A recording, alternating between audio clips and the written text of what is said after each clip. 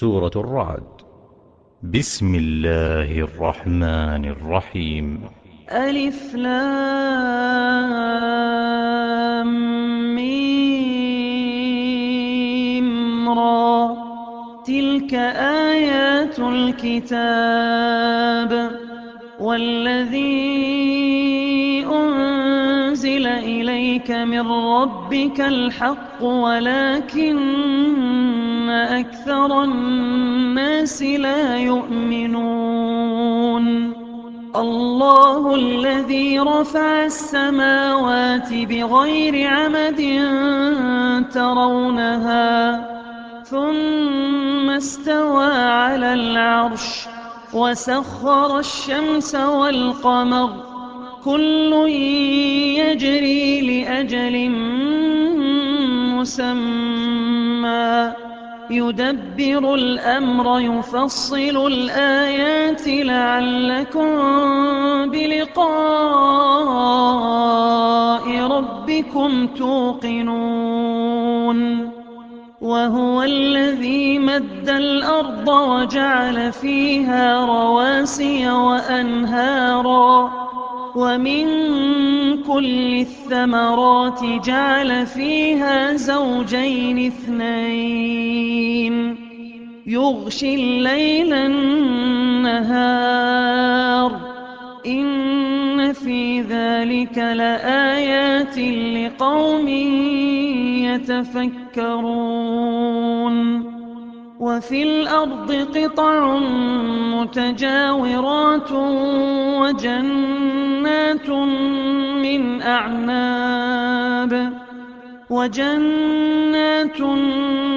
أعناب وزرع ونخيل صنوان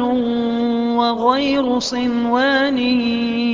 يسقى بماء واحد ونفضل بعضها على بعض في الأكل إن في ذلك لآيات لقوم يعقلون. وإن تعجب فعجب قولهم أإذا كنا ترابا أإنا لفي خلق جديد أولئك الذين كفروا بربهم وأولئك الأغلال في أعناقهم وأولئك أصحاب النار هم فيها خالدون. ويستعجلونك بالسيئة قبل الحسنة وقد خلت من قبلهم المثلات وإن ربك لذو مغفرة للناس على ظلمهم وإن ربك لشديد العقاب. ويقول الذين كفروا لولا أنزل عليه آية من ربه إنما أنت منذر ولكل قوم هاد. الله يعلم ما تحمل كل أنثى وما تغيض الأرحام وما تزداد وكل شيء عنده بمقدار.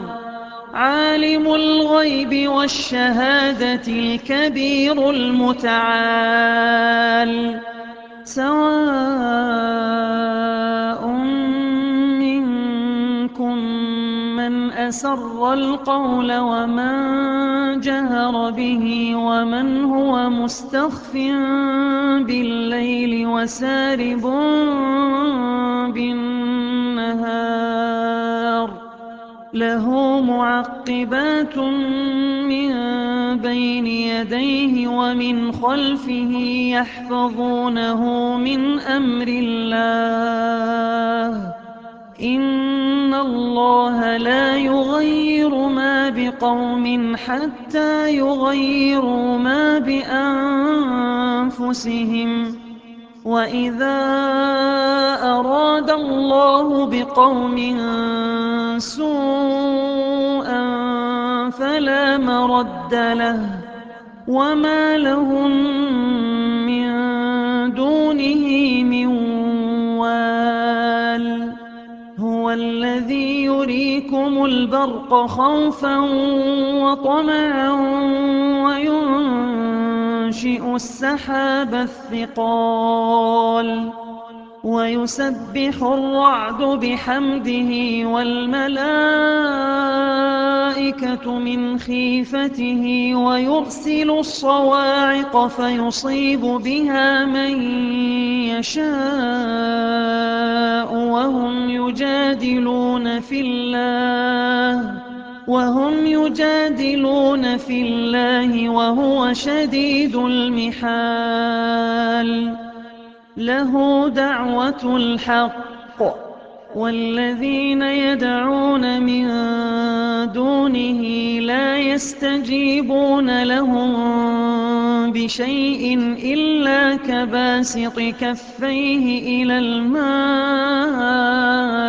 ليبلغ فاه وما هو ببالغه وما دعاء الكافرين إلا في ضلال ولله يسجد من في السماوات والأرض طوعا وكرها وظلالهم بالغدو والآصال قل من رب السماوات والأرض قل الله قل أفاتخذتم من دونه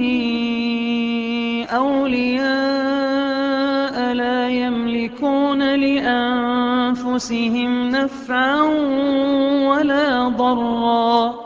قل هل يستوي الأعمى والبصير أم هل تستوي الظلمات والنور أم جعلوا لله شركاء خلقوا كخلقه فتشابه الخلق عليهم قل الله خالق كل شيء وهو الواحد القهار أنزل من السماء ماء فسالت أودية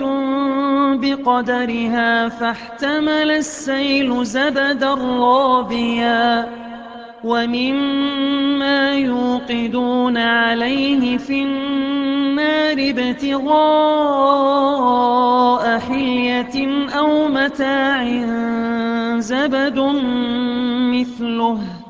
كذلك يضرب الله الحق والباطل فأما الزبد فيذهب جفاء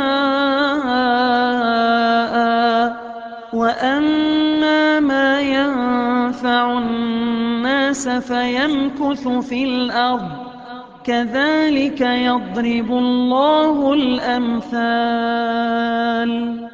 للذين استجابوا لربهم الحسنى والذين لم يستجيبوا له لو أن لهم ما في الأرض جميعا ومثله معه لافتدوا به أولئك لهم سوء الحساب ومأواهم جهنم وبئس المهاد أفمن يعلم أنما أنزل إليك من ربك الحق كمن هو أعمى إنما يتذكر أولو الألباب الذين يوفون بعهد الله ولا ينقضون الميثاق والذين يصلون ما أمر الله به أن يوصل ويخشون ربهم ويخافون سوء الحساب والذين صبروا ابتغاء وجه ربهم وأقاموا الصلاة وأنفقوا مما رزقناهم سرا وعلانية ويدرؤون بالحسنة السيئة أولئك لهم عقبى الدار جنات عدن يدخلونها ومن صلح من آبائهم وأزواجهم وذرياتهم والملائكة يدخلون عليهم من كل باب سلام عليكم بما صبرتم فنعم عقبى الدار والذين ينقضون عهد الله من بعد ميثاقه ويقطعون ما أمر الله به أن يوصل ويقطعون ما أمر الله به أن يوصل ويفسدون في الأرض أولئك لهم اللعنة ولهم سوء الدار الله يبسط الرزق لمن يشاء ويقدر وفرحوا بالحياة الدنيا وما الحياة الدنيا في الآخرة إلا متاع ويقول الذين كفروا لولا أنزل عليه آية من ربه قل إن الله يضل من يشاء ويهدي إليه من أناب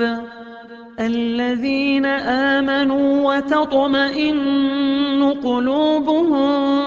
بذكر الله ألا بذكر الله تطمئن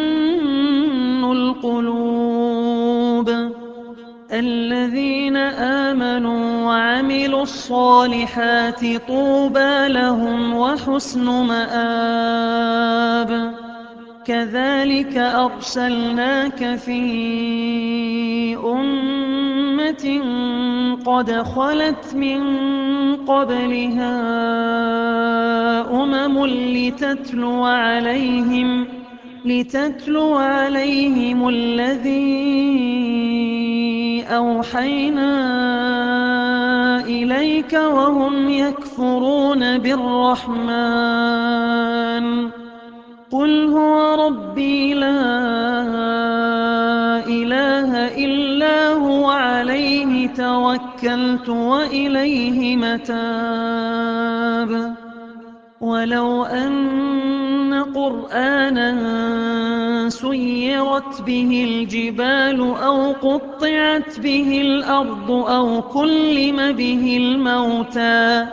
بل لله الأمر جميعا أفلم ييأس الذين آمنوا أن لو يشاء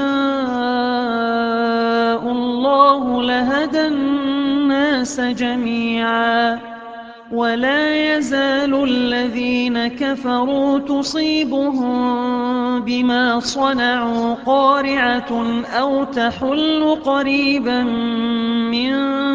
دارهم حتى يأتي وعد الله إن الله لا يخلف الميعاد ولقد استهزئ برسل من قبلك فأمليت للذين كفروا ثم أخذتهم فكيف كان عقاب أفمن هو قائم على كل نفس بما كسبت وجعلوا لله شركاء قل سموهم أم تنبئونه بما لا يعلم في الأرض أم بظاهر من القول بل زين للذين كفروا مكرهم وصدوا عن السبيل ومن يضلل الله فما له من هاد لهم عذاب في الحياة الدنيا ولعذاب الآخرة أشق وما لهم من الله من واق مثل الجنة التي وعد المتقون تجري من تحتها الأنهار أكلها دائم وظلها تلك عقبى الذين اتقوا وعقبى الكافرين النار والذين آتيناهم الكتاب يفرحون بما أنزل إليك ومن الأحزاب من ينكر بعضه قل إنما أمرت أن أعبد الله ولا أشرك به إليه أدعو وإليه مآب وكذلك أنزلناه حكما عربيا ولئن اتبعت أهواءهم بعدما جاءك من العلم ما لك من الله من ولي ولا واق ولقد أرسلنا رسلا من قبلك وجعلنا لهم أزواجا وذرية وما كان لرسول أن يأتي بآية إلا بإذن الله لكل أجل كتاب يمحو الله ما يشاء ويثبت وعنده أم الكتاب وإما نرينك بعض الذي نعدهم أو نتوفينك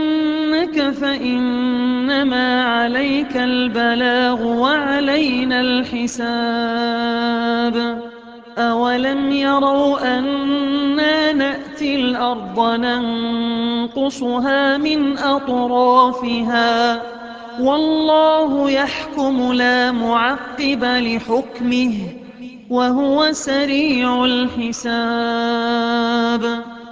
وقد مكر الذين من قبلهم فلله المكر جميعا يعلم ما تكسب كل نفس وسيعلم الكفار لمن عقبى الدار ويقول الذين كفروا لست مرسلا قل كفى بالله شهيدا بيني وبينكم ومن عنده علم الكتاب